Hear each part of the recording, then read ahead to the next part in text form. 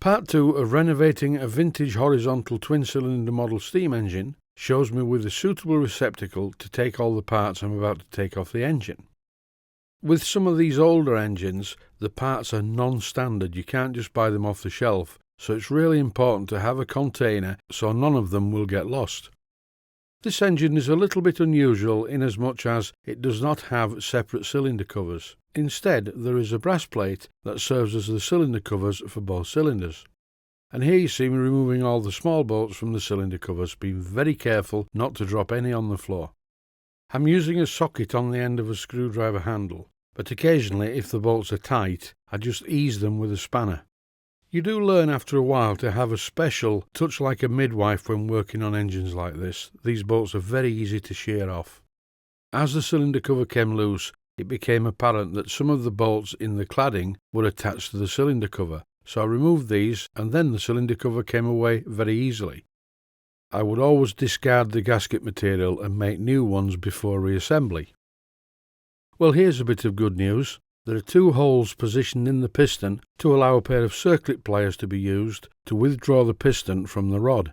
Normally the piston and rod come out together, but in this case the piston has come off the end of the rod. And what a strange piston this is. It looks like a model of a cable drum for a 00 gauge railway set. It's the strangest steam engine piston I've ever seen. This is not graphited yarn packing, it's some sort of twine wrapped around a bobbin. And the bobbin is a rattle fit to start with in the cylinder, so you're on a hiding to nothing with this. Note to self, make new pistons for this engine immediately. Having a look at the other piston as it comes out of the cylinder, it's the same construction by the look of it. It's a slightly better fit in the bore though. In the past I have tried this method. Once when I didn't have any graphited yarn, I used cotton and wound the cotton around a bobbin like this. But it didn't work. In no time at all, the steam was blowing past the piston.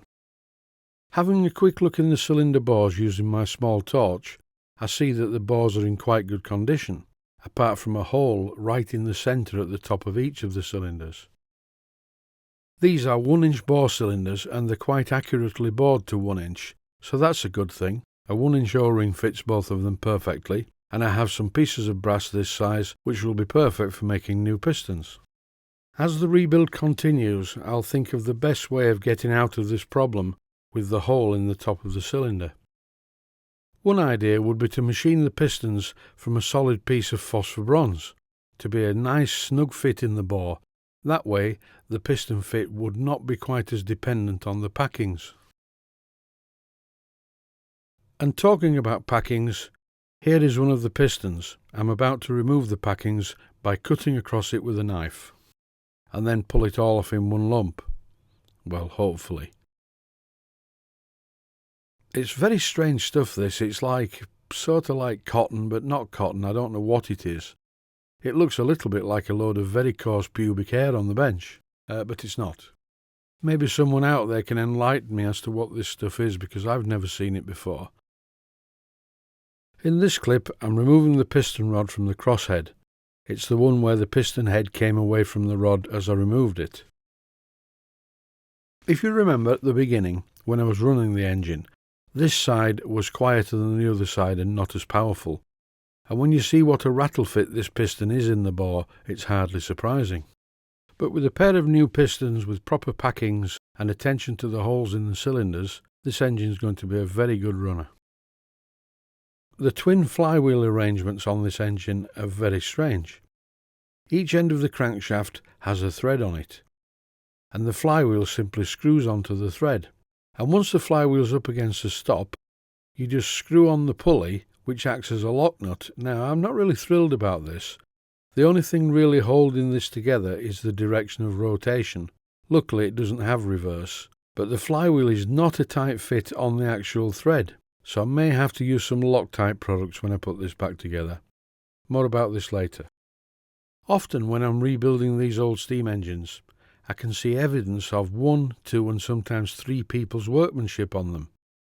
I find it hard to believe that the person who built the bed plate and the bearing assemblies could actually build the crankshaft to do this.